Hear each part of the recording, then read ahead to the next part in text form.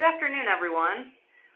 Thanks for coming to the Sunshine Laws Open Meetings and Open Records in Iowa webinar. We have a large group today, so we'll get to as many questions as we can, kind of after each section of the presentation. So send them in whenever you will, and then we'll kind of moderate questions and then also direct you to send them directly to Margaret if it's a little bit better for the way the webinar will run. We will be recording today's webinar. It will be available on the ISAC website at any time. I'll go ahead and turn it over to Margaret, and she'll get going. All right, good afternoon. This is Margaret Johnson. I'm the Executive Director for the Iowa Public Information Board. And so I'm going to talk a little bit today about sunshine laws. This PowerPoint presentation is actually on our website, and if we have time at the end, I'll go through a little bit of things that you can find on our website. There's two chapters involved. Chapter 21 is your open meetings, and Chapter 22 is your open records, and actually they apply to different people. Just a little background information on me. I've been the executive director since interim executive director for almost a year, executive director for the last few months. Prior to that, I served as the deputy director and attorney for the Iowa Public Information Board, and back before I came to IPIB in 2013, I was a Fremont County attorney. So I do have a little bit of knowledge based on how county procedures and policies and how they work. So this is a pretty fast-moving presentation, so we'll just get right to work here. Whenever the people are well informed, they can be trusted with their own government. This is sort of the underlying thoughts behind why we have sunshine laws, or Chapter 21 open meetings and Chapter 22 public records.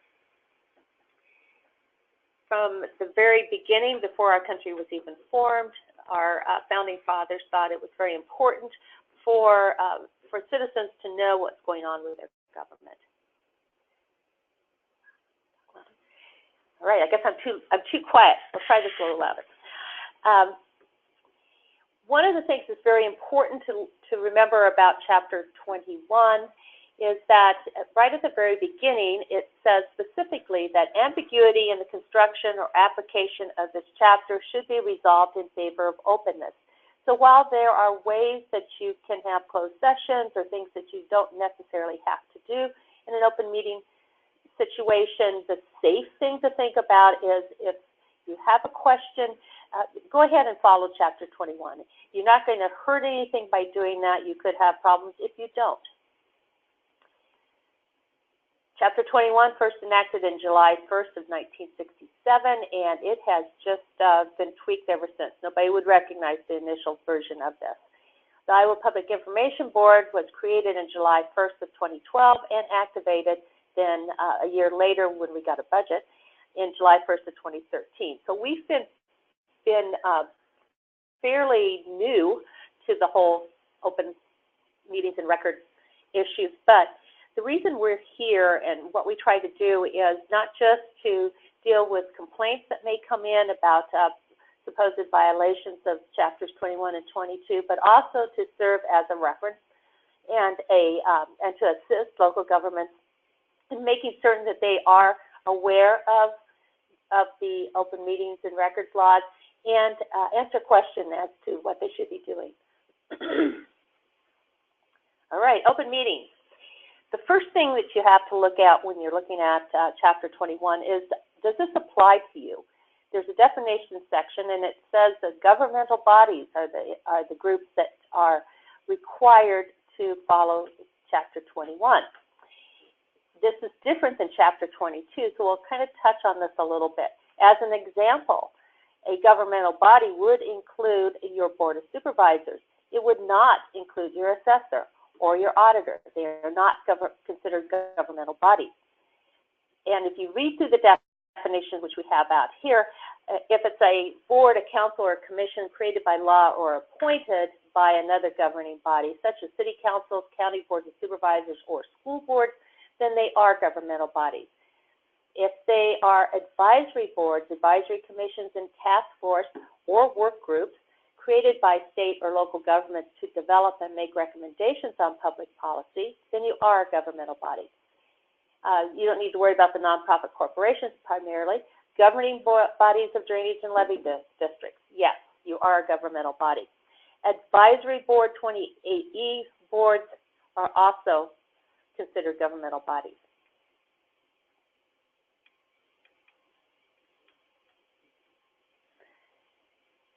The question often comes up, does the definition apply to task force, subcommittees, and those sort of things? It says yes. Now, if you have a board of supervisors, and let's say you have 3 on your board of supervisors, and 2 of them are also assigned to some task force or a subcommittee, automatically you have a quorum of your board of supervisors, and that group is covered by Chapter 21. Even if it's not necessarily the board of supervisors itself. Best practices. While some ad hoc committees, advisory board, or task force may not be required to be open, we encourage you to do that as a matter of good public policy. Lots of times you'll find that allowing the public to observe what happens in those subgroups or those advisory groups will allow them to buy into what you're doing. Sorry, I'm talking too loud.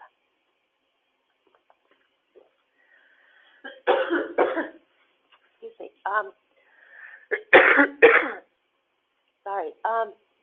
Once you have decided whether or not you're a governmental body, the next step is to determine whether or not you're having a meeting.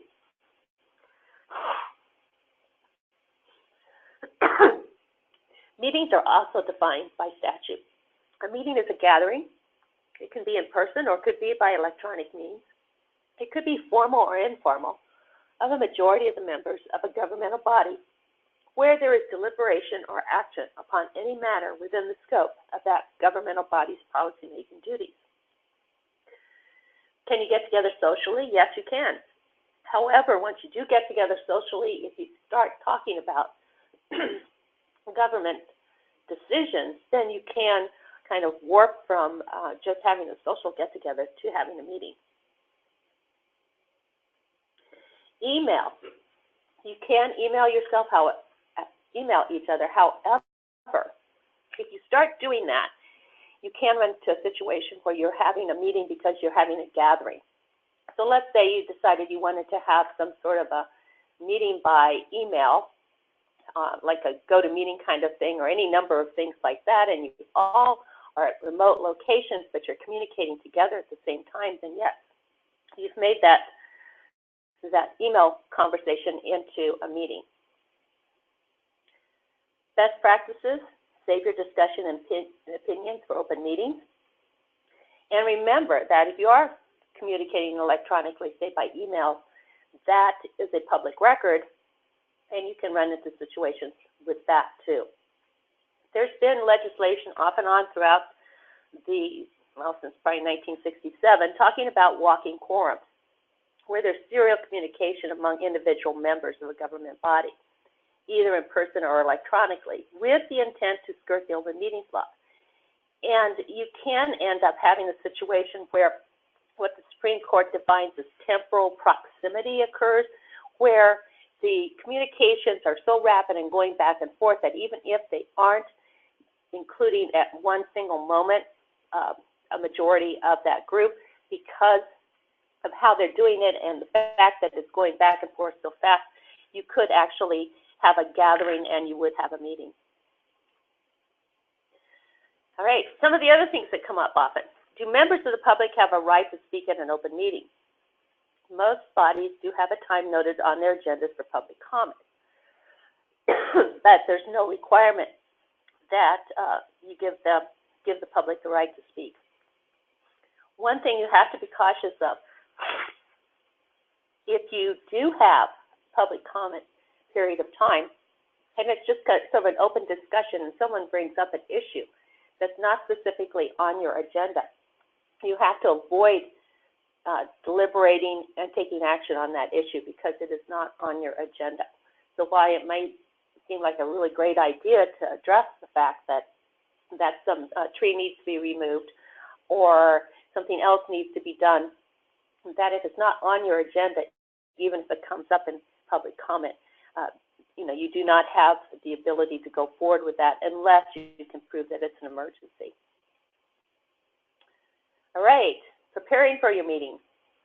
You must be preceded by public notice of at least 24 hours ahead of time, giving the date, time, place, and your tentative agenda. If a news organization has requested notice, you must send that to them. And the notice must be posted in a prominent place accessible to the public at the government office. Or if you do not have a government office, which wouldn't occur with counties, but if you didn't have a government office, then it should be prominently placed where the meeting will be held. Here's a great idea. If you can just put together a distribution list and email a copy of anybody who asks to be on it, and if you have a website, put that on your website. It's not required necessarily by statute, but you're going to find that you'll have fewer people that will be complaining about lack of notice.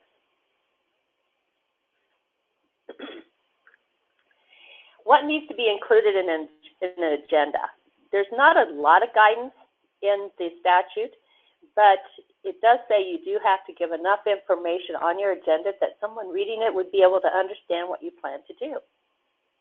So you can't just say we're going to, approve of old minutes, old business, and new business. That's not sufficient. Nor would be using the same agenda meeting after meeting.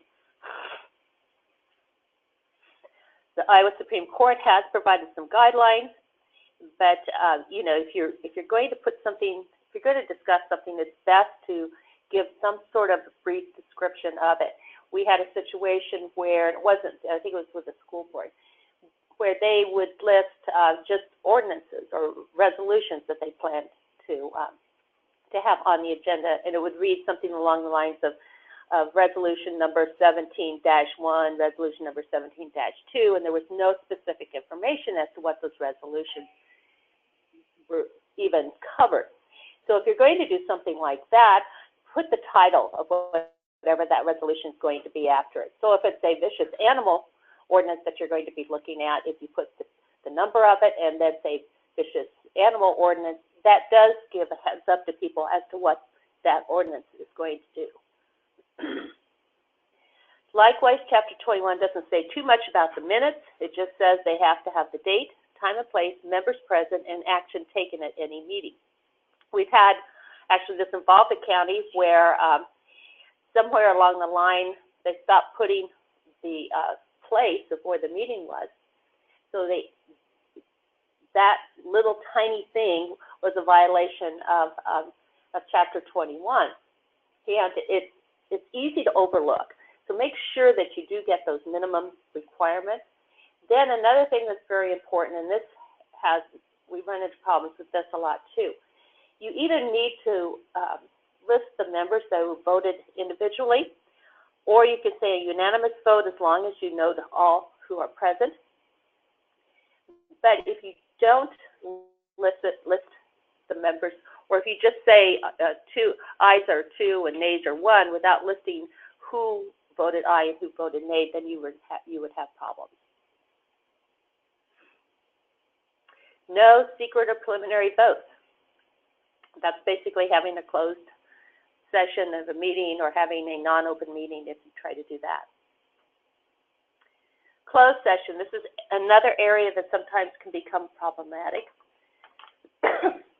I would suggest that if you are looking at a closed session, and this would be primarily for Board of Supervisors, you need to make certain that I would clear it with your county attorney, or ask your county attorney to put together maybe a checklist of things you need to do before you can go into a closed session.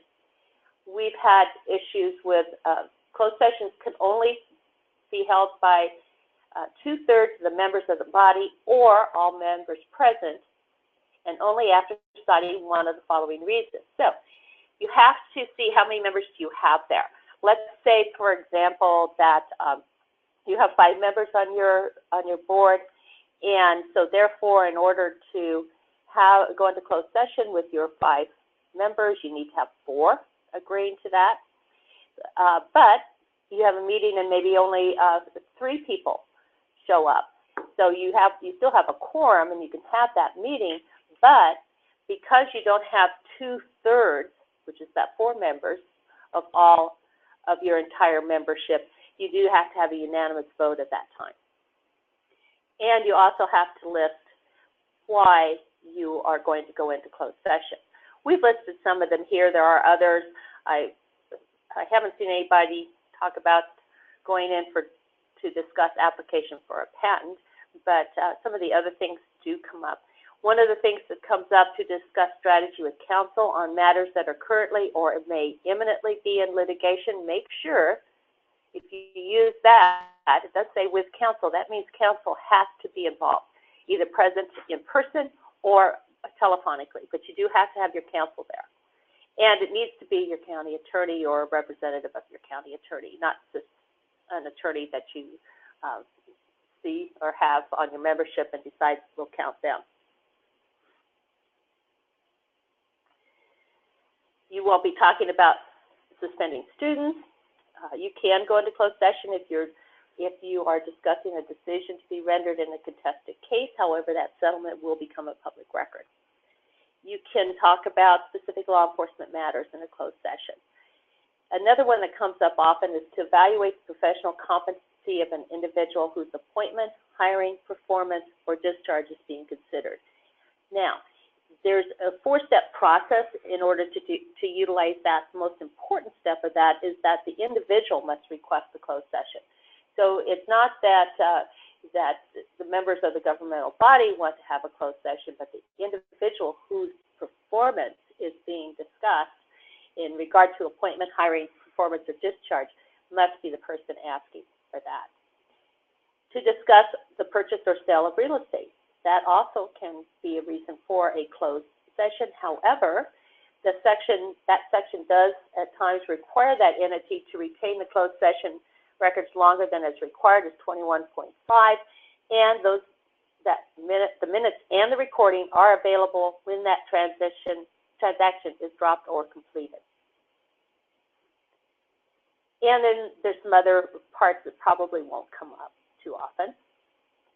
There are other sections of the Iowa Code that may permit a government agency to close a meeting or may exempt meetings from the requirements of the Open Meetings Law. As an example, Chapter 20 talks about some exempt meetings that are exempt from Chapter 21. It's probably helpful if when you're doing your agenda, if you're doing an exempt session, call it an exempt session. Don't call it a closed session, because that does confuse people sometimes. Now, once you properly go into your closed session, remember, you can only talk about that. You can't go talking about all sorts of other things. You do have to record that session, and you have to take detailed minutes. And detailed minutes are, it's not verbatim, but it's supposed to be fairly close to a verbatim record. You have to retain those records for at least 1 year, and they are not a public record. Members who would have otherwise had access to the closed session may get access to the closed session recordings and minutes. So if you have a supervisor who, for whatever reason, was not able to participate and wants to come in at a later time and review that, that can happen. If you've come up with a decision, you do need to return into open session and take final action in open session. And the very last part of this is nothing in that section, 21.5, requires the governmental body to hold a closed session to discuss or act upon any matter. Great. That's sort of a real quick overview of open meetings. Do we have any questions? I went really fast and coughed a lot, so hopefully it was understandable. As of now, you're good. All right. Then we'll move right along. Okay, now we'll talk a little bit about open records. All governmental bodies, officials, and employees, that's important, are covered by Chapter 22, Examination of Public Records. So as an example, even though the assessor is not a governmental body, or the auditor is not a governmental body, or the treasurer or the recorder are not governmental bodies under Chapter 21, they are covered as a government body under Chapter 22. Another thing that's very important is that the statute specifically says that each body must designate a lawful custodian for its records and must publicly announce who holds that responsibility. That's kind of a requirement that's hidden in the definition of lawful custodian, so it's real easy to overlook that. I know, because one of the things I do when I look at complaints is I go online and I look up a website and I try to figure out who do I contact to talk about a record request. Who's the lawful custodian for the records? And sometimes it's really very, very hard to find that. So I think it's very important that the county think about this. How are they going to designate a lawful custodian for the general records, and do they announce specifically, who do you contact for this kind of a record and so forth. It also helps to make sure that your request for a public records doesn't get lost somewhere, that it gets put in on top of somebody's desk who doesn't know what to do with it, and it just sits there, and you run into problems that way. Also in definitions, it talks about what is a record. A record includes all documents, tapes, or any other information stored or preserved in any medium of or belonging to a governmental body. It includes electronic communications such as emails, websites, blogs, text messages, any number of things. If it's tangible in some format and can be saved, then likely it is a public record. Who has the right to examine public records? Anybody can. They can examine, photograph, or copy a public record without charge if that public record is in the physical possession of the custodian.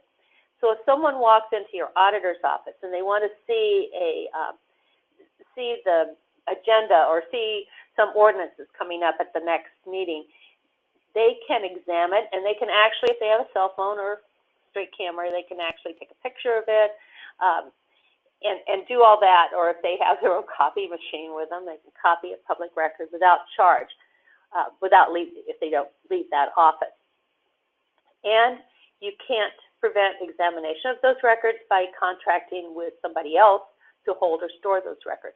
So if you've got your records in the cloud somewhere being stored, that doesn't mean that you're off the hook.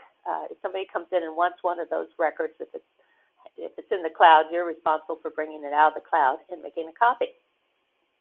You can control the terms and conditions of the examination of non-confidential records stored within geographic computer databases. So one of the questions that comes up is we have people say, well, I wanted to come in and sit down at so-and-so's computer and read through all of these records. Well, no, you don't have to do that. You do not have to allow somebody to come in and have access to computers, nor do you have to allow them to wander back into some records vault and just kind of wander around and see what's back there. We tell people there is the ability for the custodian to supervise this review, and if necessary, you can certainly charge for that cost, because you want to make sure that the records aren't going to be damaged or destroyed or removed from your control.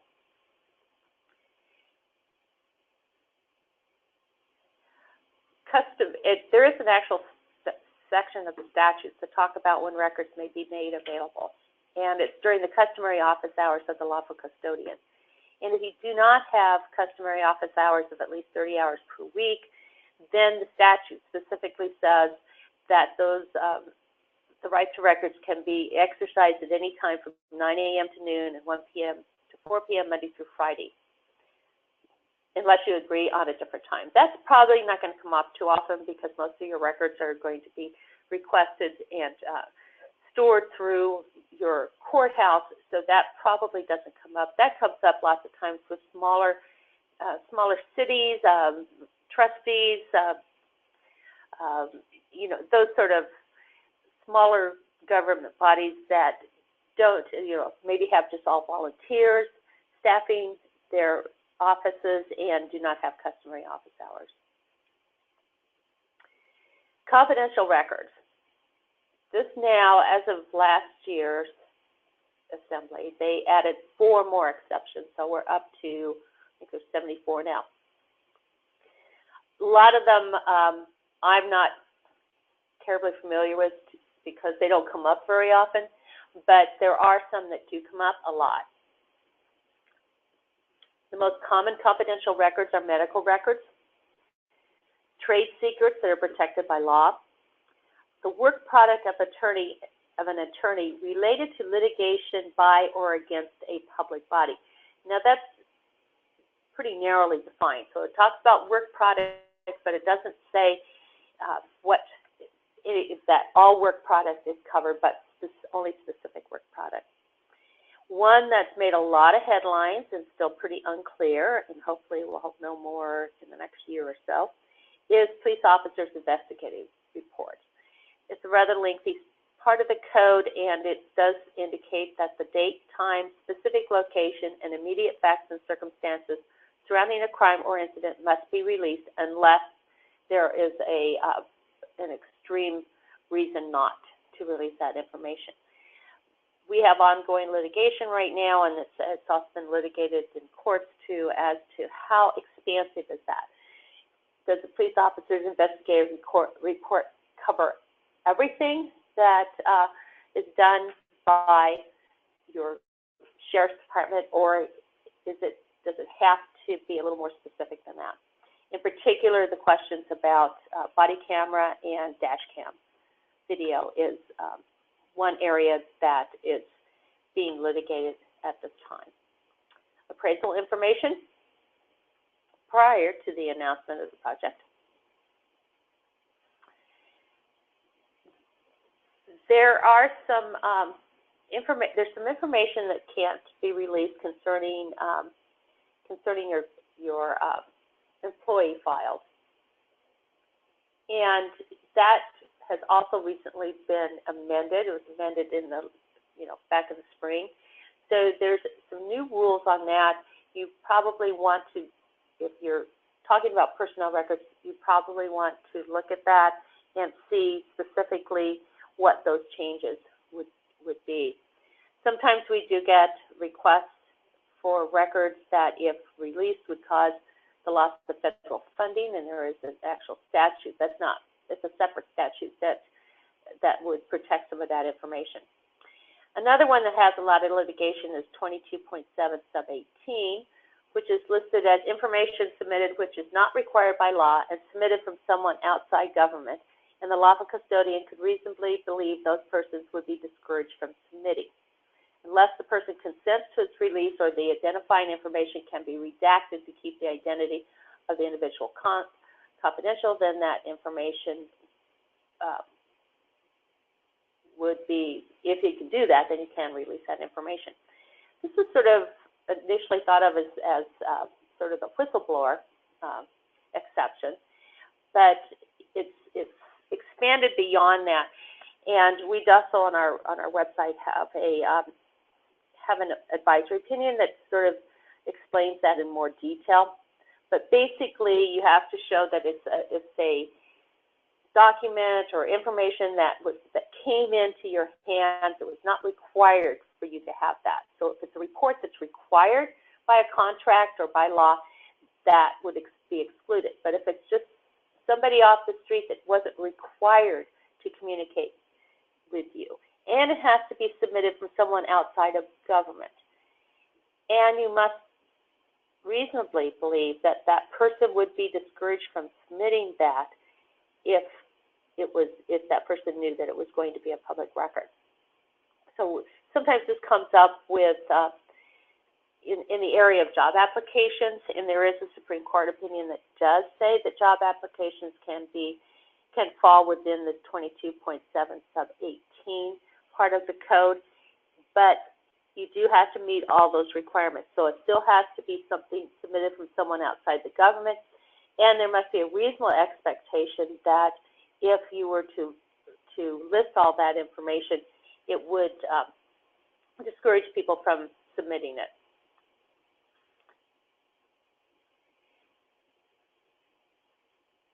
And as I say, there's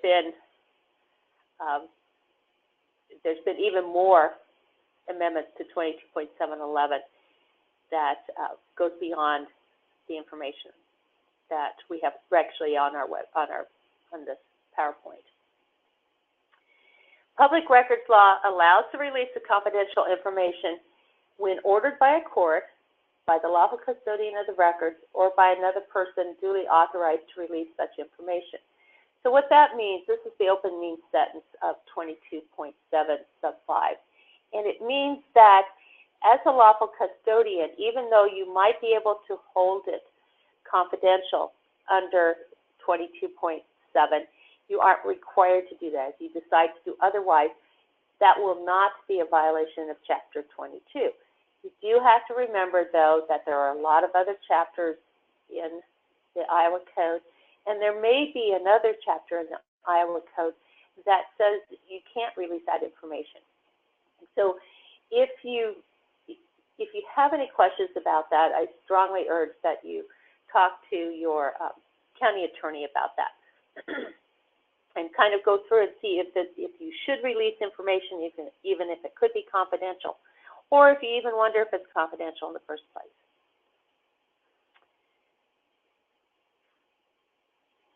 There's a section, and it's 22.13, that talks about settlements. So your settlements as a government body are public record, and you need to either release the entire document, or you have to prepare a summary that indicates the identity of the parties involved, the nature of the dispute, and the terms of that settlement. And the settlement itself is a public record. There may be some portions of it that could be redacted, but in whole, it is a public record.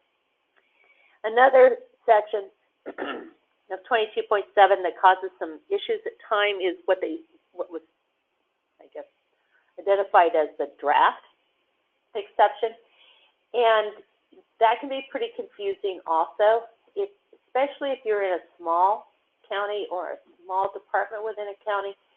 That exception probably will not apply very often. We do also on our website have a discussion on the steps you need to review in order to determine whether or not that exception would apply. Another question that comes up a lot: how much time do I have? And there's a lot of different parts of the statute that sort of address that without really answering that question. So what we tell people, most requests are routine and should be handled immediately or as soon as practically possible.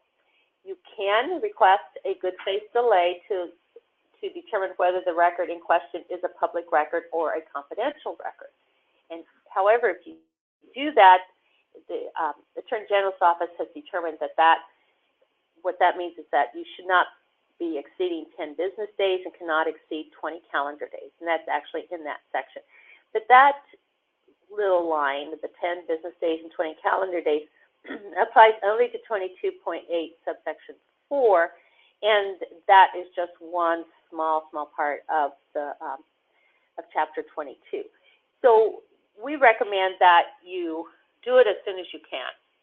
If there's going to be a problem, let's say you're in the middle of budget hearings and somebody wants a copy of something and you just can't do it right at that moment, or you're in a meeting and you can't do it right at that moment, try to explain that and work with your requester to make sure that those records are released in as timely a manner as possible.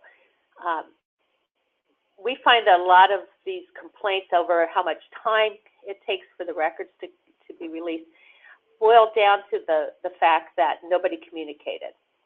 So the requester doesn't call back or stop in again and say, hey, are you still working on that? Or the custodian does not call the person and say, I'm out of town this week, or I have medical issues and I'm not in the office this week, but I'll work on it next week when I return.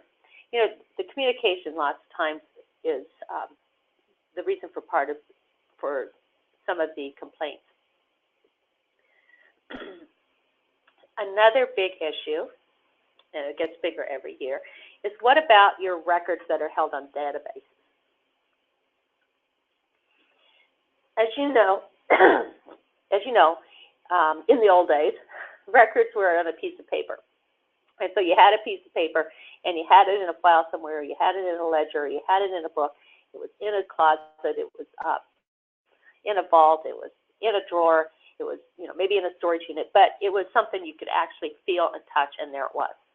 Now, a lot of your records are actually created from data that you've entered into some sort of a computer program. So when you're putting this information onto your computer, sometimes you're actually writing something and saving a document, but lots of times you're inputting data, and all you have is data, little particles of information floating around inside this computer program, and the record then becomes created when you pull that data. Now, that data is a record, so the fact that someone wants a copy or a printout of some information that just right now only is data on a database does not mean that that's not actually a record. So you would be responsible for running whatever program it needed to run in order to create that document that they're asking for. Another question that comes up a lot is supervision and fees. Your record request does not have to be made in person, nor does it have to be made in writing.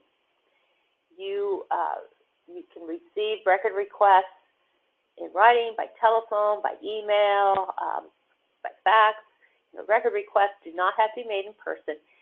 And a number of government bodies have come to our office asking about wanting to have these mandatory written requests that people have to do. That's not required by the law. You can ask somebody if they would please fill out a record request form that you have, or you can ask them to go online and submit it that way, but you cannot require them to do that before you fulfill their record request. You can have some reasonable reviews to safeguard the records, or reasonable rules, rather, to safeguard your records, and you can have a suitable place for the person to look at records if you want to. You can charge for your copies, but lots of times it's a lot easier if it's just a simple request to just provide it for free. But you can charge a reasonable fee for the services of the custodian and for the copies. We suggest that you have some sort of a policy and that you apply it uniformly, because otherwise, if you have a policy but you only apply it to the person who comes in and bugs you all the time for records, that's not going to be appropriate under Chapter 22. You can ask for the money up front. It's debatable whether you can deny people additional record requests when they didn't pay for the first one. So kind of like holding them hostage on their records until they paid something else off could be problematic. You cannot exceed the actual cost of providing the service, and you cannot include the cost of ordinary expenses such as employment benefits, depreciation, maintenance, electricity, or insurance associated with the administration of the office. Now, this part is a little more intricate, confusing, and it keeps getting amended all the time, and sometimes it seems like the amendments aren't very consistent. So if you have a question about charging for creating a record out of data that you've maintained, so you're maintaining data in a database and not storing records in your drawer, that may require either a call to us, a discussion with your county attorney, or something to kind of talk about that, because there are some parts of that compilation and preparation of a record and release of it that you can charge for, and there's other parts that you can't. It's sort of look at it, just because you've put this stuff into a program and nobody can have access to it, doesn't mean that you can necessarily charge them for pulling that information out. Nor can you necessarily put it into a different format and charge extra money for putting it into that format unless some specific factual situations are involved. So rather than go into long detail on this, we'll just keep moving along. I'm going to pass out. You're not a state agency. Penalties. This is why you want to do it. Why do I care about open meetings? Why do I care about public records? Because the law provides for civil lawsuits and get sued. A court can issue an injunction ordering a government body to comply, assess damages between $100 and $500, order payment of costs and attorney fees, or remove repeat violators from office. And if you knowingly participated in a violation, your damages can go from $1,000 to $2,500. This is per individual. So if you're, remember, Board of Supervisors, and you violate Chapter 21, then you could each be given damages, statutory damages of $100. That's individually. So that means that that's something that you pay, not something that the county pays on your behalf. Or it could go up to $500. Or if you colluded and decided that this is what you planned on doing, it could go up as high as $2,500. The statute specifically says ignorance of the law is not a defense, but damages will not be assessed against officials who voted against the violation, refused to participate in the violation, engaged in efforts to resist the violation, or relied upon a formal opinion of the Attorney General or the advice of an attorney provided in writing or memorized in a meeting. Government officials who rely on advice from the Iowa Public Information Board are also protected. Now, that's written advice.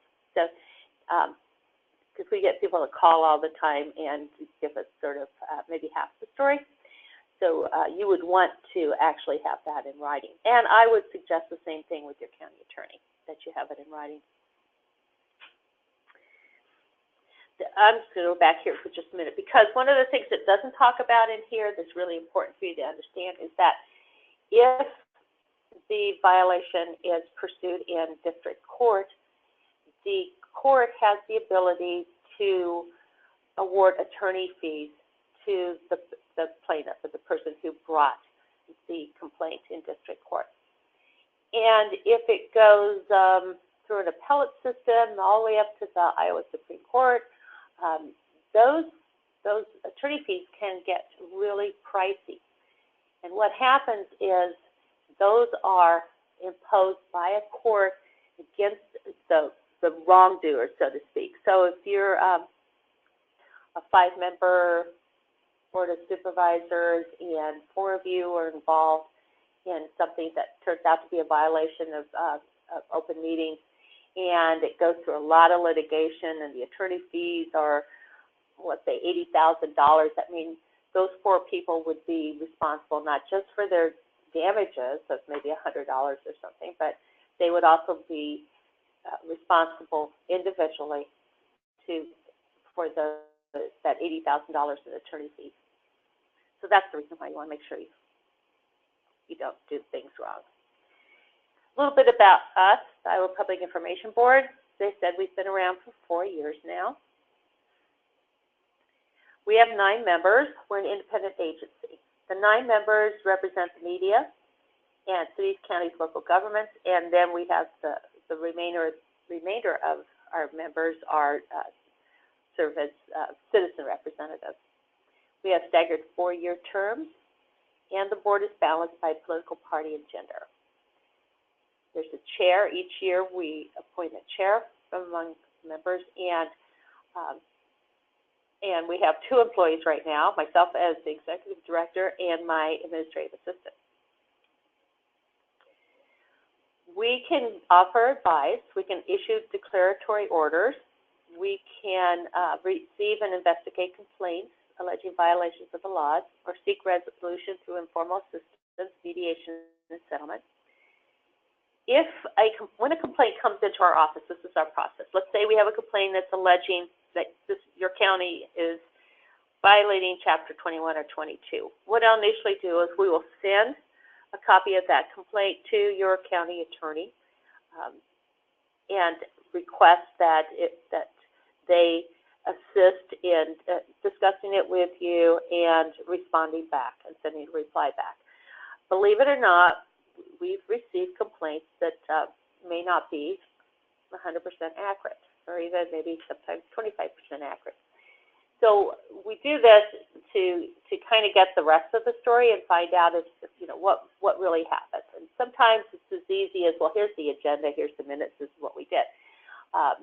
Maybe other times it's a little more intricate, a little more fact-based.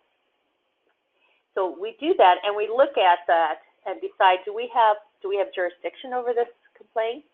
We have one county that an individual in that county files a lot of complaints, but they have nothing to do with open meetings and public records, and so we don't have any jurisdiction to deal with that. And we just dismiss those. We will not accept those complaints. Are they old? We have a 60-day time frame, so anything older than 60 days by statute, we're not allowed to be involved with. So if it's something that happened back in 1985, we're not going to accept that complaint. Once a complaint is accepted, the next stage by law is that we try to resolve something informally. And what that means is working with all the parties and see if there's an informal resolution that we can enter into and take care of that. And that happens a lot. As an example, last year we had 850 cases that came through our office, and out of those we ended up with, we didn't file any contested cases last year. Everything was resolved informally, but the year prior to that, we did have 2 that we've accepted. Since or gone forward with contested cases, since we've been around, last year was a big year, but normally we have between 600 to 700 cases per year, and so since we've been around in 4 years, we have filed 3 contested cases. So you can kind of see the volume that we have and the fact that it takes a lot to where we get to a contested case proceeding. And if we do, then that's a whole new process under the Administrative Procedures Act. We can issue subpoenas, haven't had to yet. We do a lot of training. We try to go out and do this often. And so that's one of the things that we do. One statistic from last year that's pretty interesting, and ever since we started out where the only people that called us were people who were complaining. And then it started to kind of, once we started doing more training and stuff, we started having a lot more government people contacting us and asking for assistance. So probably for the last 2 years, about 42, 43% of the people who contact us are local government, contacting us and asking for assistance in determining, do I need to do something differently here? Is this a good enough reason for a closed session, or just to talk about what's your interpretation of a part of the statute? So that's really important, and I think that's a successful situation from our standpoint, because we're trying to help people become more transparent and following chapters 21 and 22, and not necessarily like hiding behind a desk and then jumping out and yelling, surprise, caught you. So, we tell people, feel free to contact us. And if we can't assist, then we can also give you guidance as to who to contact. We do not have any jurisdiction over the judicial, the legislative branches, or the governor. And as I said, we have the 21, 22 as only chapters. Thank heavens. I hate to have to be responsible for the entire code. Complaints must be made within 60 days. We can issue declaratory orders. We can assess damages. We can void action. We do not have the authority to unilaterally remove a person from office, although we could file an action to remove someone. We haven't done that, and we haven't even come close to even thinking about doing that at this point in time.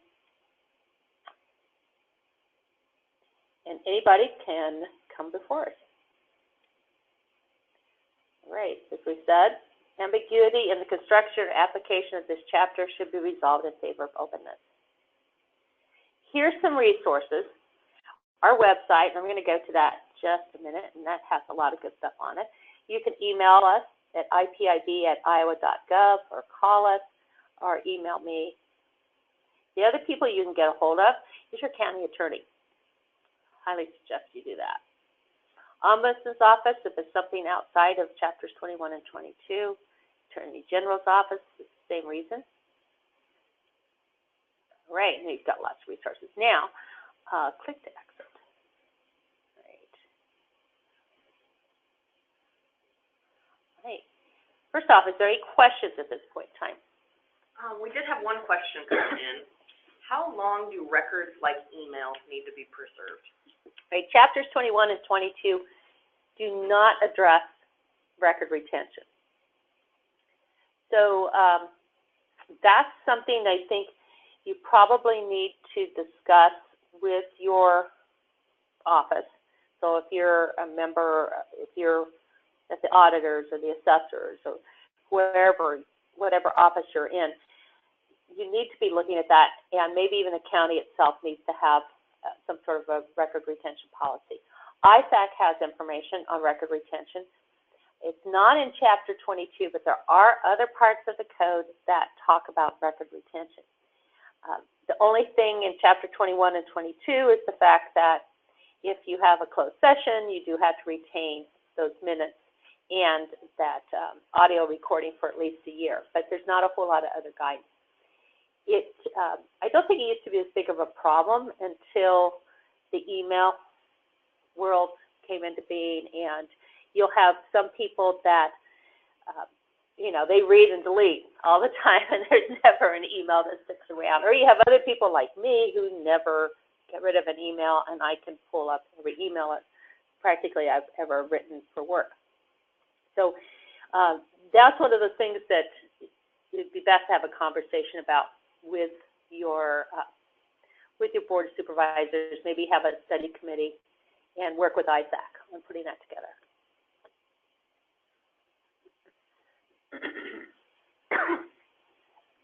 Any more questions? Yes, we have a question. I'm trying to make sure I clearly ask it.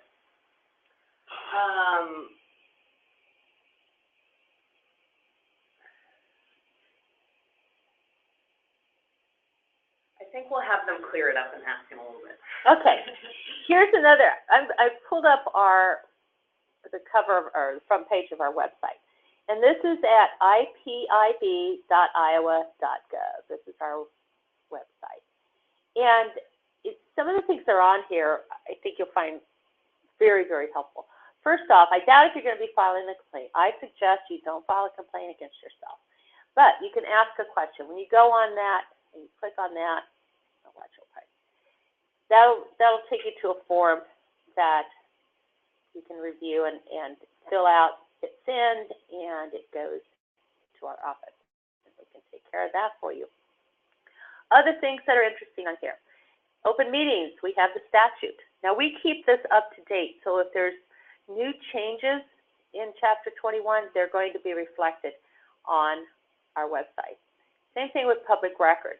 In particular, when I was talking about some of the changes to the confidentiality part of the statute, those are all on there. News, we have a lot of, I do these little columns every now and then, so there's a lot of interesting question and answers that we've put on there. Another really helpful part is called FAQs. So if you have a question, let's say you have a question on a Chapter 22 issue, maybe that it's right there. So, how soon do you have to provide access? What police and sheriff's records are open? Are email messages and other electronic communications public records? If so, how long must they be kept? So here we'll talk about that. Are they public records? And now for state people, we have specific policies that govern us. But for local governments, you just need to adopt your own rules, records retention policy. I would suggest that you discuss that also with your IT person and with your county attorney, because sometimes there's records that you would think, I don't need to retain those, but they would want them retained for any possible future litigation issues. Under training, there is this PowerPoint that we just went through. It's right there. We list when our meetings are. We list rulings that we've done. So if you want to know what kind of contested cases have we had, you can click on there, and it'll go through the two contested cases. This one was actually filed, and we went through this. This one wasn't. We have two that are pending right now, so they're not on there. Formal complaints. That's a little more extensive. And you can see all of the different formal complaints that we have reviewed. So here's one where it's against the county and it's a dismissal order. So if you go on there, click it, you'll see the actual order and the reason for the dismissal. Another nice thing about this, and I use this a lot. So let's say a question comes up and you want to know, all right, so how does that portion of 22.7 that talks about people who job applications, that sort of thing, what does that really mean? So if you go up to the top here, I put the wrong thing in there, and put in that code section, and then hit the little search thing,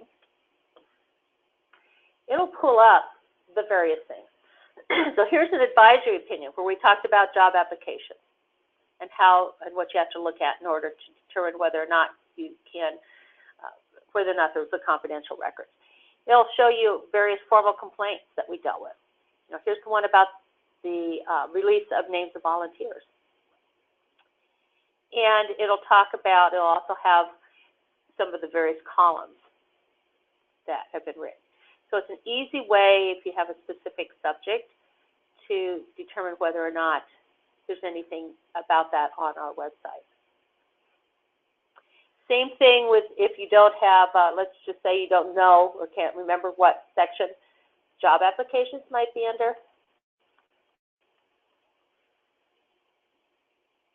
You can do the same thing. And it'll pull up, maybe not in the same order, but it will pull up the very same things that we just talked about, wherever the word job applications is used. I use this all the time because I can't remember where everything is. So, any more questions? I really don't think we're pretty much through this, too. If you go under Contact Us, it gives us our address, email, and phone number. We do have a question. Some of them are not really clear, so I'm going to direct them to email them to you, yes. Margaret. What do you do if you think someone has not received all of the information that was requested? As a lawful custodian? If you're the lawful custodian, you wonder, did they get everything? I guess you just contact them and ask them. Would probably be the best way to do it.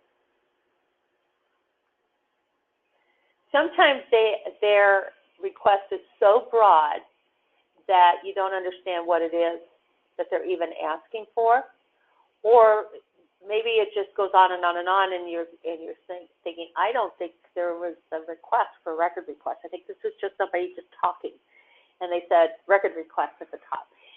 Just contact them back. Send an email saying, we received your record request. I'm a little confused as to what it is you're requesting. Would you please, do you want to talk by phone, or can you be a little more specific in your record request? Sometimes people ask for emails. I want all the emails on such and such computer, and it turns out it's going to be, like 120,000 emails, and the cost for recovering those emails is going to be substantial. So, you might just reach out and say, well, that looks like it could be 120,000 emails. Do you want to be a little more specific? Is there a time frame that you can, or is there a subject line that you're interested in? Because otherwise you're going to be getting, emails where they're saying, I'm running 5 minutes late, start without me, or you're going to be getting all sorts of things that you don't really need. So there's another question that relates directly to that. So there's not a specific time frame that they can only go back to request a record? No. That's the question. No, there's not a specific time frame. I mean, does somebody want to come in and say, I want a copy of every record that's ever been created by this county? I mean, that is a record request, and there are probably records that would respond to that, but,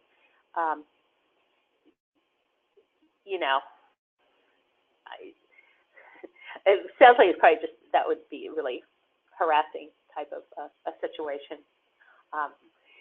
And at that point, that's sort of where maybe having the ability to say, well, we can certainly do that, but here's how much it's going to cost in our actual expenses, might assist in getting that down a little more specific. Perfect. And I think that covers everyone. All right. Again, if you have a question, click on that link up there, and you can do that. We're pretty good about getting back within 24 hours, but not on weekends. Sometimes I do. Sometimes I go on and answer questions this weekend, but not all the time. Actually, about 80% of the questions and complaints and so forth that come into our office are resolved in less than 5 calendar days. Well, thank you very much, Margaret, for coming on and sharing your knowledge with counties. And counties, please feel free to email Margaret or email us, and we'll get you where you need to go. Again, the recording will be available on our website as well as a PowerPoint presentation. If you have any questions, feel free to reach out. Thanks so much.